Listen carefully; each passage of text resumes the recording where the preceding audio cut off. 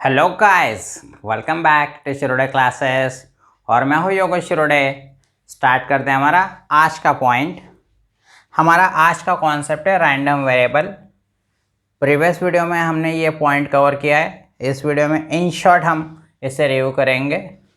So random variable क्या होता है? जब भी आप कोई एक्सपेरिमेंट परफॉर्म करते हो, जैसे 3 coins are toss simultaneously, 3 coins are tossed simultaneously। तो यहाँ पे ऑब्वियसली जब कॉइन टॉस करेंगे तो हमें पता है हेड आने वाला है या टेल, दोनों में से कोई तो भी आने वाला है, हमें ये पहले से पता है। बट जब भी हम कोई एक्सपेरिमेंट परफॉर्म करते हैं तो हमें कोई तो भी एक्सपेक्टेशन होती है, एक्सपेक्टेड होता है कि क्या आना चाहिए। हम कोई तो भी आउटकम क्या करते हैं, डिज़ायर करते हैं। जैसे मान के चलिए 3 कॉइन्स आर टॉस और हम इंटरेस्टेड है to know the number of heads. तो यहाँ पे नंबर ऑफ हेड्स कितने आ सकते हैं? एस ऑब्वियसली 3 कॉइन टॉस किए तो मान लीजिए एक ही बार हेड आया, बाकी रिमेनिंग 2 क्या आए, टेल आए होंगे। या ऐसे भी तो हो सकता है कि 3 टाइम कॉइन टॉस किया या 3 कॉइन्स में से 2 कॉइन पे हेड आया होगा और 1 कॉइन पे टेल आया होगा। इस तरह से भी हो सकता है कि 3 कॉइन टॉस किए और तीनों कॉइन पे हेड आया हो, तो नंबर ऑफ हेड्स कितने हुए, 3। ये भी तो हो सकता है कि आपने 3 कॉइन टॉस किए और तीनों टेल आए हो, means what, no head, means कितने हेड आए होंगे वहाँ पे, 0। सो यहाँ पे नंबर ऑफ हेड्स क्या हो सकते हैं, 0 1 2 3। तो यहाँ पे हम क्या करेंगे, इसे वेरिएबल, यहाँ पे वैल्यू चेंज हो रही है, so it is known as variable. और यहाँ पे रैंडम एक्सपेरिमेंट के लिए वेरिएबल है, तो it is known as random variable. और रैंडम वेरिएबल को हम कैपिटल लेटर से डिनोट करते हैं। आप कैपिटल X, कैपिटल Y और कैपिटल Z यूज़ कर सकते हैं। आप नंबर ऑफ टेल्स, इसके लिए भी आप क्या कर सकते हैं, अनदर रैंडम वेरिएबल ले सकते हो। या आप इसके लिए भी वेरिएबल ले सकते हो कि number of times, number of heads minus number of tail, इसके लिए भी आप कोई रैंडम वेरिएबल ले सकते हो। या ऐसे भी हो सकता है, अगर आपने इस तरह से लिया है कि अगर आपने x का स्क्वायर किया और उसे आपने y अज्यूम किया, तो y is what, y is again a random variable. अगर x is a random variable, उसका स्क्वायर लिया and it is assume as y, then y is again a random variable. So that is a concept of random variable. Now यहाँ पे next point है types of random variable. Types of random variable, there are 2 types of random variable. यहाँ पे हम random variable का RV इन short लिखेंगे। अब पहला टाइप है डिस्क्रीट रैंडम वेरिएबल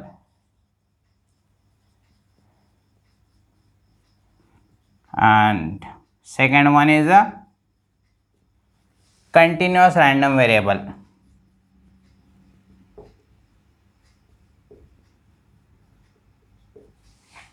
सो यहाँ पे डिस्क्रीट और कंटिन्यूअस में डिफरेंस क्या होता है, ये टॉपिक से पहले अगर मैं आपको एक क्वेश्चन पूछूं कि 0 to 10 ये जो इंटरवल दिया है, इसमें कितने वैल्यूज़ है, हाउ मेनी वैल्यूज़, आप आंसर देंगे कि there are total 11 values, 1 to 10 10 और 0, टोटल 11 वैल्यूज़ है। No, it's a wrong, it contains indefinite number of values. जैसे 0 भी आ सकता है, 1.5 भी आ सकता है, 2.5 भी आ सकता है, या 1.000001 भी आ सकता है, या 9.99999, ये भी तो वैल्यू 0 to 10 के बिटवीन आ सकती है। सो 0 to 10 के बिटवीन इनडेफिनाइट वैल्यूज़ है। Okay, so that is a case कि हमें एक पता चल गया कि 0 to 10 के बिटवीन इनडेफिनाइट वैल्यूज़ है। मान के चलिए अब मैं एक क्वेश्चन पूछूँ आपसे कि एक क्लास है, उस क्लास में मैक्सिमम 10 बच्चे बैठ सकते हैं, ठीक है, और मैंने अगर आपसे पूछा कि उस क्लास में कितने स्टूडेंट प्रेजेंट है, तो ऐसे भी तो हो सकता है कि उस क्लास में उस दिन कोई भी स्टूडेंट प्रेजेंट ना हो, मतलब कितने स्टूडेंट प्रेजेंट है, 0। ये भी हो सकता है कि आउट ऑफ 10 स्टूडेंट एक स्टूडेंट प्रेजेंट हो, या 2 स्टूडेंट प्रेजेंट हो, या 3, 4, 5, 6, 7, 8, 9, या ऐसे भी हो सकता है कि 10 आउट ऑफ 10 स्टूडेंट प्रेजेंट हो। तो अब अगर आप यहाँ पे ऑब्जर्व करेंगे कि 0 to 10 में इनडेफिनाइट वैल्यूज़ है, 0 to 10 में, लेकिन जब मैंने आपसे पूछा कि number of student present in a class, तो आप क्या आंसर दे पाएंगे, 0, 1, 2, 3, 4, 5, 6, 7, 8, 9, 10, यही आप आंसर दे पाएंगे। क्या आप ऐसा आंसर देंगे कि क्लास में 1.5 स्टूडेंट, 2.5 ढाई स्टूडेंट प्रेजेंट है क्लास में? ऐसे तो आप आंसर दे ही नहीं पाते हो। तो यहाँ पे क्या होता है, जो स्पेसिफिक इंटरवल है, दिया हुआ इंटरवल है, उसमें आप स्पेसिफिक वैल्यू यूज़ कर पाते हो। बस 0 to 10 यही आप यूज़ कर पाएंगे number of student present in a class, या आप 2.75 ऐसे भी तो नहीं कह सकते ना। तो आप क्या कर रहे हैं, सिलेक्टेड वैल्यूज़ आप यूज़ कर रहे हैं। तो ऐसे केस में जो भी रैंडम वेरिएबल ऐसे सिलेक्टेड वैल्यूज़ लेता है उसे कहते हैं हम डिस्क्रीट रैंडम वेरिएबल। और दूसरा वेरिएबल रैंडम वेरिएबल जो कोई भी वैल्यू ले सकता है, जैसे कि हाइट। हाइट क्या हो सकती है, कुछ भी हो सकती है, 5.3 भी हो सकती है, 5.35 भी हो सकती है, 6 फीट भी हो सकती है, 4 feet, 1 feet, 2 feet, what ever it में भी। ऐसा कोई कंपल्शन नहीं है कि 0 to 10 फीट बीच में रहेगी, या एग्जैक्टली ऐसा कोई कंपल्शन नहीं है। तो यहाँ पे सबसे important thing is what, discrete में क्या होता है, जो भी इंटरवल दिया होगा उसमें से कोई स्पेसिफिक वैल्यूज़, सिलेक्टेड वैल्यूज़ ही यहाँ पर रैंडम वेरिएबल की वैल्यू हो सकती है। कंटिन्यूअस में जो रैंडम वेरिएबल है उसको कोई भी वैल्यूज़ उस इंटरवल में हो सकती है। जैसे फॉर एग्जांपल डिस्क्रीट के लिए क्या होगा, number of student in a class, तो यहाँ पे जो भी है ये क्या होगा, discrete. Second, number of floors of a building, कोई भी बिल्डिंग है उसमें फ्लोर्स क्या होंगे, 1, 2, 3, 4, 5, 6 इस तरह से हो सकते हैं। So it is known as discrete. आप यहाँ पे ऐसे तो नहीं कहेंगे ना हमारे बिल्डिंग में 1.5 फ्लोर है, ऐसे तो आप कह ही नहीं सकते। सो यहाँ पे क्या हुआ, डिस्क्रीट। अब कंटिन्यूअस में क्या होता है, for example height is a continuous, similarly time is continuous, weight is continuous, temperature is continuous,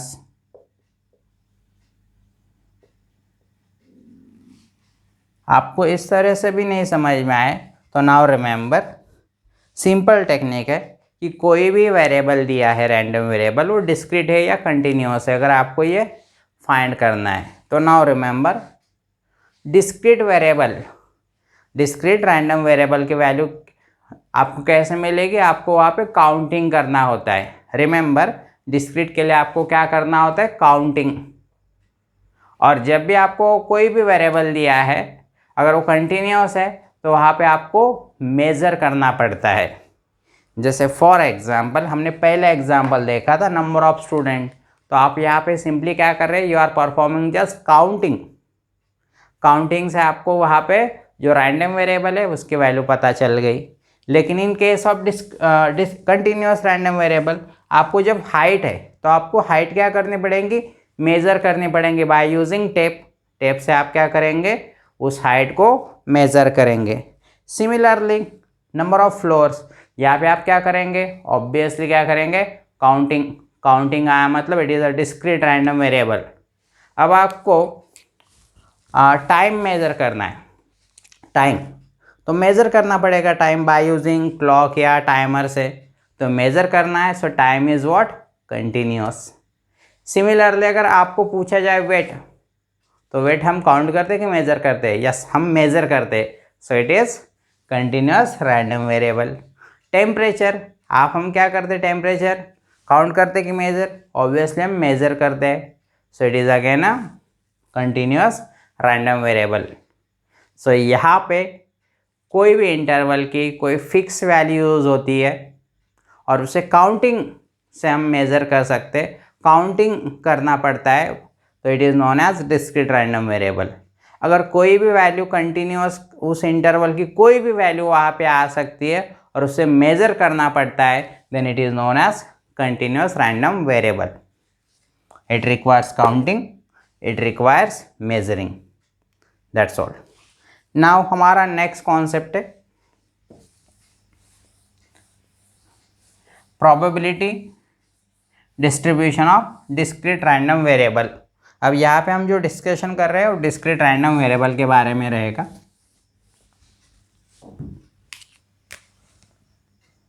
next concept is a probability distribution, in short PD भी कहते हैं हम इसे, प्रोबेबिलिटी डिस्ट्रीब्यूशन ऑफ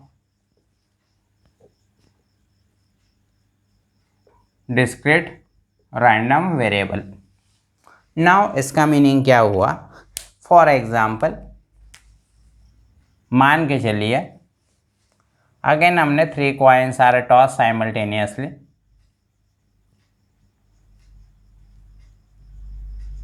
या 1 कॉइन इज टॉस 3 टाइम्स,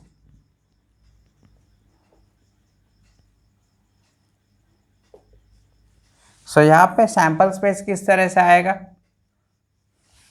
तो हम क्या करेंगे, H H H S T को किस तरह से करते हैं हम? H H S T T H T T, ये 2 कॉइन्स के लिए पहले हम एच अटैच करेंगे स्टार्टिंग में, H H H H H T, then H T H, then H T T. अब इसे हम टी ऐड करेंगे तो T H H, then T H T, then T T H, then T T T. ठीक है, सो there are total 8 वहाँ पे option है या 8 पॉसिबल आउटकम्स है जब आप 3 कॉइन्स आर टॉस। अगर मान के चलिए मैंने एक रैंडम वेरिएबल अज्यूम किया कैपिटल एक्स, और मैंने वो कैपिटल एक्स क्या रिप्रेजेंट करता है? Number of heads. तो हमेशा हमें पता है कि नंबर ऑफ हेड कितने हो सकते हैं इस केस में? ऑब्वियसली 1 हेड आ सकता है 3 कॉइन टॉस करने के बाद, या 2 हेड आ सकते हैं, या 3 हेड, और ऐसे भी तो हो सकता है कि ऑल टेल आए, मतलब 0 हेड आए। मतलब यहाँ पे पॉसिबल वैल्यूज़ क्या है रैंडम वेरिएबल एक्स की? 0 1 2 3। नाउ अगर मैं इस तरह से लिखूँ x is equal to 0, now remember this point, यहाँ पे नंबर ऑफ हेड्स कितने हैं? 0। तो नंबर ऑफ हेड 0 है, ऐसे कितने आउटकम्स है यहाँ पे? नंबर ऑफ हेड 0 है, मतलब उसमें हेड ही नहीं है। यस, लास्ट ऑप्शन जिसमें हेड ही नहीं है, मतलब ऑल आर टेल। ठीक है, similarly x is equal to 1 means what? Number of head 1 है, ऐसे कितने आउटकम्स है? जैसे हाँ, ये वाला पहला एक है जिसमें एक ही हेड है एस टी टी, बाद में yes T H T, then T T H.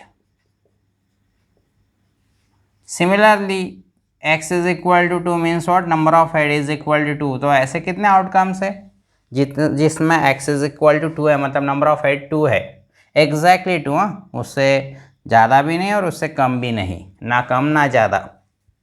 जैसे सेकेंड है एच एच टी और एच टी एच, हाँ, और एक है टी एच एच, और नहीं, then x is equal to 3 head है, तो ऑब्वियसली यहाँ पे एक ही ऑप्शन आता है। ओके, अब यहाँ पे मुझे प्रोबेबिलिटी फाइंड करनी है। तो now remember probability of x is equal to 0। What is the probability of getting 0 number of head? तो कैसे निकालते हैं? टोटल कितने आउटकम्स है? 8 आउटकम्स। उसमें ऐसे कितने आउटकम्स है कि जिसमें 0 हेड होंगे? तो ऑब्वियसली यहाँ पे एक ही था, तो इसकी प्रोबेबिलिटी क्या है? 1/8। अगर मैं probability of x is equal to 1, probability of x is equal to 1 means probability of 1 head.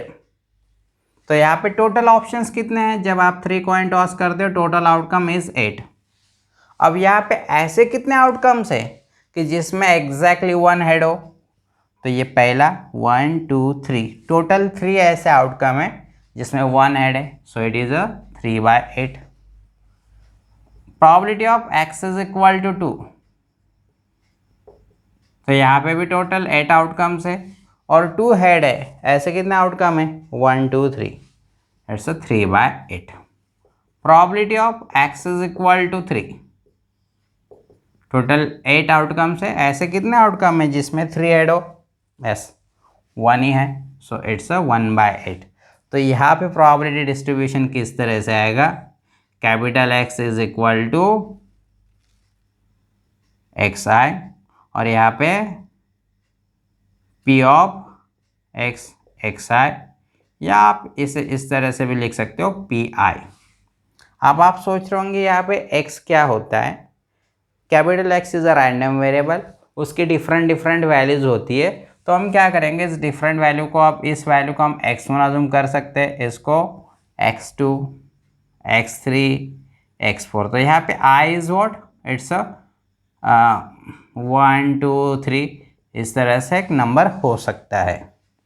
तो यहाँ पे मैंने x1 लिखा, तो आप सीक्वेंस पहले 0 लिखना चाहिए हमें।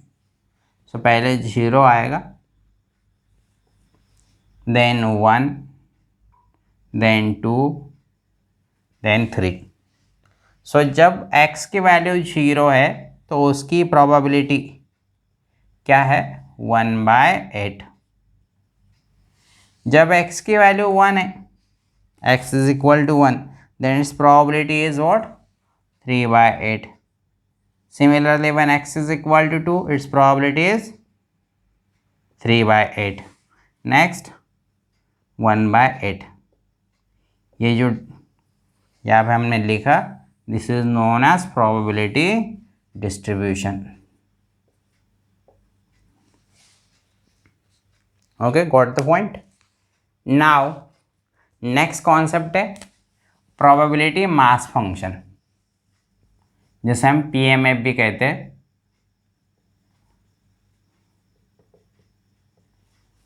Probability mass function, in short PMF। अब कोई प्रोबेबिलिटी डिस्ट्रीब्यूशन दिया है और वो प्रोबेबिलिटी मास फंक्शन है या नहीं, अगर ये चेक करना है तो 2 कंडीशंस है। कोई भी probability distribution is probability mass function if, यहाँ पे 2 कंडीशन है। पहली condition, probability always lies between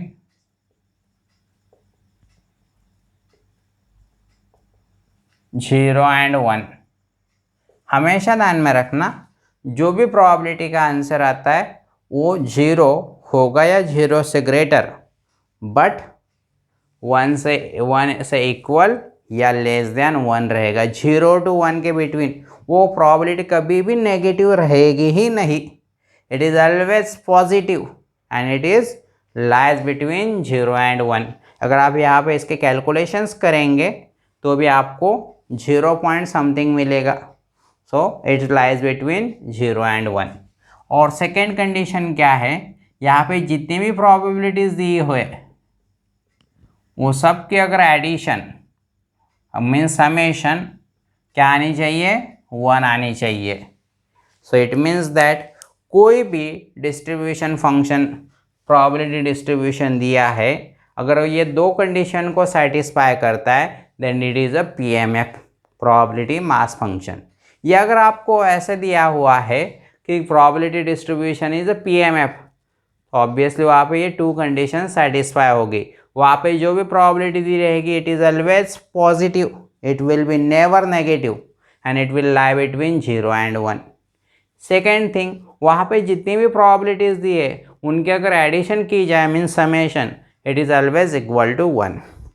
for example, जैसे हमने यहाँ पे एग्जाम्पल लिया, यही वाला एग्जाम्पल लेते हैं और चेक करते हैं कि ये पीएमएफ है या नहीं।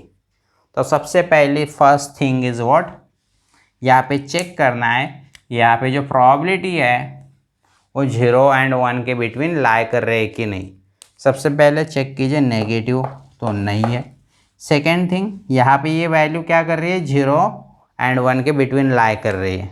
ऑब्वियसली यहाँ पे denominator is greater than numerator, तो यहाँ पे आंसर क्या रहेगा, लेस देन 1 रहेगा। रिमेंबर, ये न्यूमरेटर है और डिनोमिनेटर, न्यूमरेटर अगर डिनोमिनेटर से ग्रेटर रहेगा तो इसका आंसर ग्रेटर देन 1 आएगा। न्यूमरेटर और डिनोमिनेटर ये ग्रेटर देन 1 आएगा। अगर न्यूमरेटर इज डिनोमिनेटर तो आंसर 1 आएगा। अगर numerator is less than denominator तो आंसर लेस देन 1 आएगा। तो यहाँ पे numerator is less than denominator तो आंसर ऑब्वियसली लेस देन 1 आएगा। यहाँ पे भी numerator is less than denominator, answer less than 1, less than 1, less than 1। तो ऑब्वियसली यहाँ पे नेगेटिव नहीं आ रहा है और आंसर लेस देन 1 भी है, मतलब लाइज बिटवीन 0 एंड 1। पहली कंडीशन हमारी फुलफिल हो गई। अब सेकेंड कंडीशन क्या है, यहाँ पे जितनी भी प्रोबेबिलिटीज़ है ऑल प्रोबेबिलिटी के अगर आप समेशन मीन्स एडिशन करोगे तो उसका आंसर 1 आना चाहिए। तो लेट्स ट्राई। यहाँ पे प्रोबेबिलिटी दी है 1/8 प्लस 3/8 प्लस 3/8 प्लस 1/8। सबका बेस तो इक्वल है, सेम है, that is 8। Numerator 1 plus 3 plus 3 plus 1, so it's a 8/8, so that is a 1. Second condition is again satisfied, so it is a PMF. जब भी PMF का topic आता है तो आपके माइंड में क्लियर कट ये टू कॉन्सेप्ट होनी चाहिए कि प्रोबेबिलिटी कभी भी नेगेटिव नहीं रहेगी और उस ऑलवेज लाइज बिटवीन 0 एंड 1। और सेकेंड, वहाँ पे ऑल प्रोबेबिलिटीज़ की अगर समेशन की जाए तो it will be equal to 1। Now हमारा नेक्स्ट कॉन्सेप्ट है CDF. Next concept is CDF, cumulative distribution function.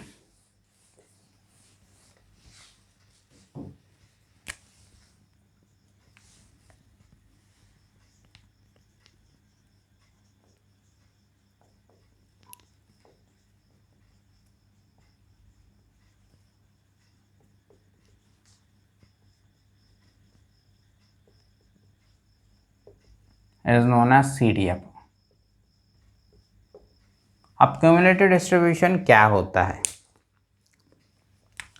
मान के चलिए मैंने इस फॉर एग्जांपल यही वाला हम table distribution probability distribution consider करते हैं। मैंने इस तरह से लिखा probability of x is equal to 3।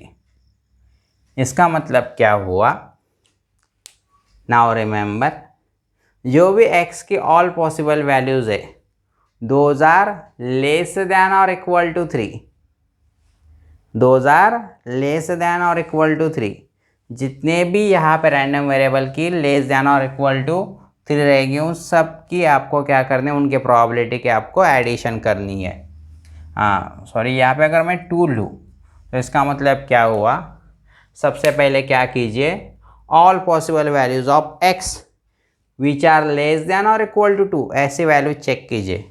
ऐसी कितनी वैल्यूज है जो लेस देन और इक्वल टू 2 है, यस यहाँ पे 0 इज़ लेस देन और equal to 2, 1 is less than और equal to 2, 2 is less than और इक्वल टू 2, यस इक्वल है। तो ये सब के ये लेस देन 2 है।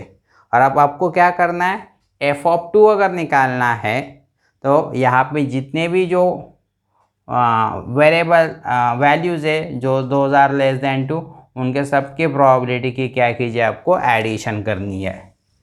1/8 + 3/8 + 3/8 सबका बेस तो इक्वल है, सो 8 बेस तो सेम है, न्यूमरेटर 1 + 3 + 3, सो यहाँ पे क्या होगा, इट इज़ 7/8। अगर आप यहाँ पे f(x) = 1.5 कंसिडर करते हैं तो यहाँ पे किस तरह से आएगा, तो पहले आपको चेक करना है ऐसे कितनी x की वैल्यूज़ है कि दोज आर लेस देन और equal to 1.5, those are less than और equal to 0 is less than और equal to 1.5, yes 1 is less than or equal to 1.5, yes it is 2 is less than 1.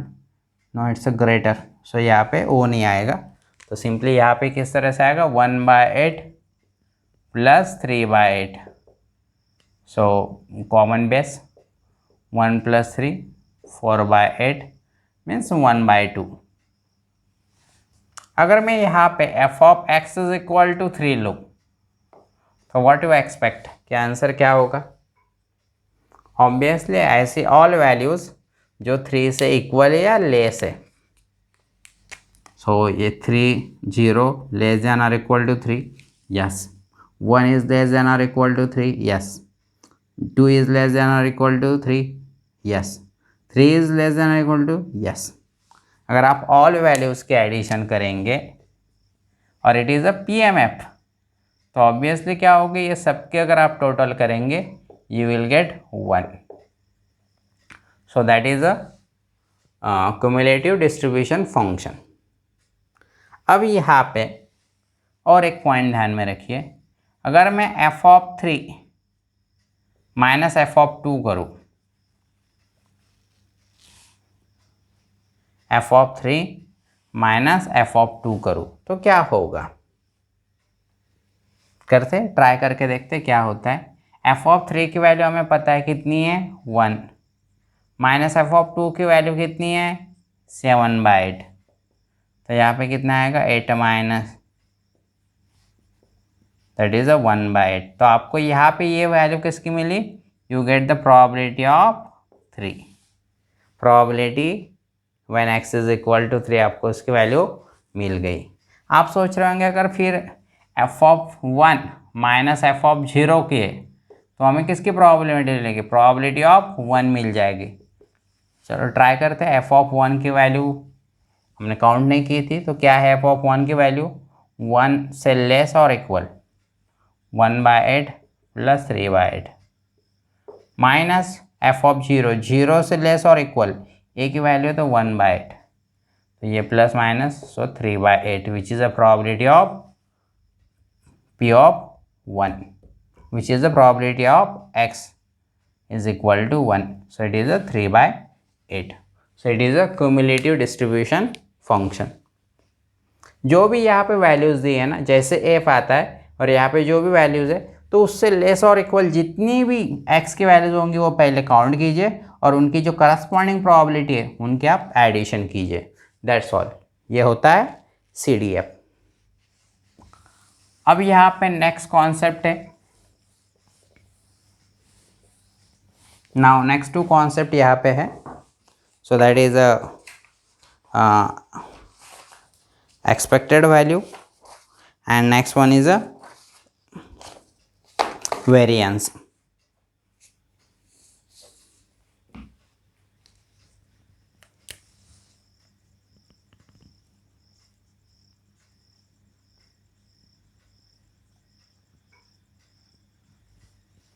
and variance।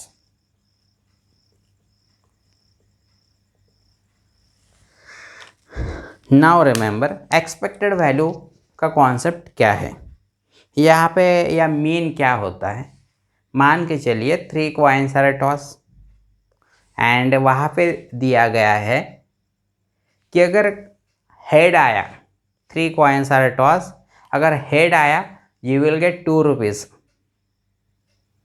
अगर tail आया then you have to pay 1 rupees. Remember अगर head आया you will win 2 rupees और you will get 2 rupees, और tail आया then you will get 1 rupees. तो आप जब भी ये खेल खेलेंगे, ये गेम खेलेंगे, तो you are expected some value. आपको कुछ तो भी एक्सपेक्टेशन होगा कि यार कितना भी लॉस हो जाए या कुछ हो जाए, हेड आए टेल, तो मिनिमम इतना तो भी प्रॉफिट आना चाहिए या इतना तो भी एक्सपेक्टेड आपको होगा। तो एक्सपेक्टेड वैल्यू हम यहाँ पे फाइंड करेंगे। तो यहाँ पे एक्सपेक्टेड वैल्यू किस तरह से डिनोट करेंगे? ई of x, expected value of random variable x. और यहाँ पे वेरिएंस किस तरह से डिनोट करेंगे? वैर ऑफ एक्स। तो यहाँ पे अगर आपको एक्सपेक्टेड वैल्यू ऑफ एक्स निकालने तो किस तरह से निकालते हैं? क्या कीजिए, एक्स की जो भी यहाँ पे जो भी वेरिएबल है उसकी वैल्यूज़ हमने एक्स आई एज्यूम की है और उसकी करस्पॉन्डिंग प्रोबेबिलिटी को क्या कीजिए? मल्टीप्लाई कीजिए। Value multiply by probability, value multiply by probability, value multiply by probability, इस तरह से आप लीजिए और वो सब की क्या कीजिए? Summation. Then you will get its expected value of random variable. अगर आपको वेरिएंस निकालना है, आप यहाँ पर रैंडम वेरिएबल को सॉरी एक्सपेक्टेड वैल्यू को म्यू से भी डिनोट करते हैं। अगर आपको वेरिएंस निकालना है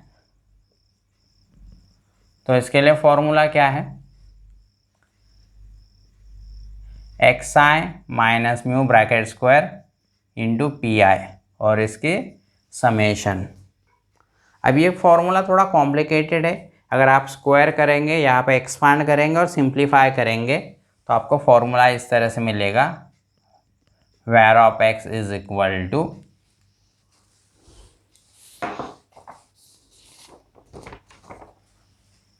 summation X square P I. आप जब नाउ रिमेंबर, जब भी आप यहाँ पे आई लिख रहे हैं ना तो इट इज़ आपको i is equal to 1 to n ऐसे मेंशन करना नेसेसरी है। अब मैं यहाँ पे x i square into p i is equal to 1 to n minus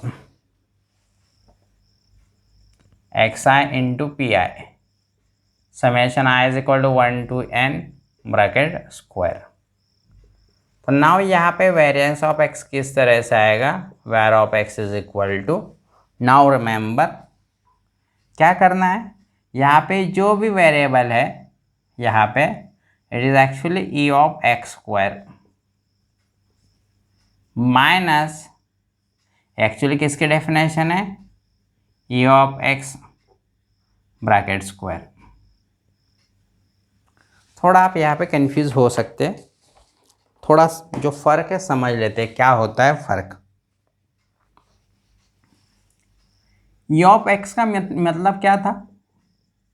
यहाँ पे what ever it may be, यहाँ पे जो भी है एक्स है तो इसका x means value multiply by it's probability, यहाँ पे जो भी है it's multiply by it's probability. अब मैं अगर इसे इस तरह से रिप्रेजेंट करूँ, मतलब इस तरह से लूँ, तो यहाँ पे समेशन, यहाँ पे जो कैपिटल एक्स है उसकी वैल्यू हमने क्या एज्यूम की है? एक्स आई। तो यहाँ पे स्क्वायर है तो एक्स आई का square multiply by it's probability. आप एक्स का स्क्वायर लीजिए या क्यूब लीजिए, उसे 3 से मल्टीप्लाई कीजिए, प्रोबेबिलिटी एज इट इज़ रहेंगी जो भी ओरिजिनली है। अगर मैं यहाँ पे एक्स क्यूब लूँ तो किस तरह से आएगा? समेशन जो एक्स वेरिएबल इसकी वैल्यूज एक्स आई, इसका cube multiply by it's probability. तो इसी तरह से वो आया है यहाँ पे summation x i square into p I means what? E of x square.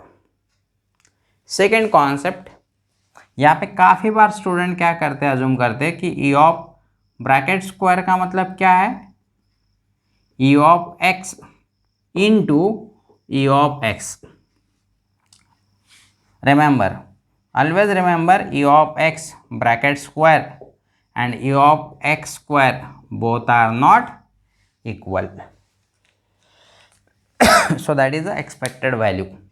और ये वेरिएंस का फॉर्मूला, अगर आपको स्टैंडर्ड डेविएशन निकालना है, if you want to find the standard deviation then इस तरह से आएगा, sigma X bracket square means variance is equal to var of X होता है। अगर आपको सिग्मा एक्स निकालना है it is under the root var of X. Sigma means what, standard deviation. हमेशा ध्यान में रखिएगा standard deviation is variance is what, sigma का स्क्वायर होता है। तो ऑब्वियसली सिग्मा मीन्स और स्टैंडर्ड डेविएशन का square, sigma means standard deviation, उसका स्क्वायर दिया तो आपको वेरिएंस मिलेगा। ये स्क्वायर रूट इस साइड में, तो standard deviation is what, square root of variance. तो इस तरह से हमें वेरिएंस मिल जाएगा। So that is a overall concept. नाउ जब भी हम एग्जाम्पल नेक्स्ट वीडियो में हम क्या करने वाले, यहाँ पे जितने भी हमने कॉन्सेप्ट कवर किए, random variable, then discrete random variable, cumulative random variable, then probability distribution, probability mass function, then cumulative mass distribution function, then expected value and variance, ये सब की जो बुक इज डेफिनेशन है वो will cover in next video.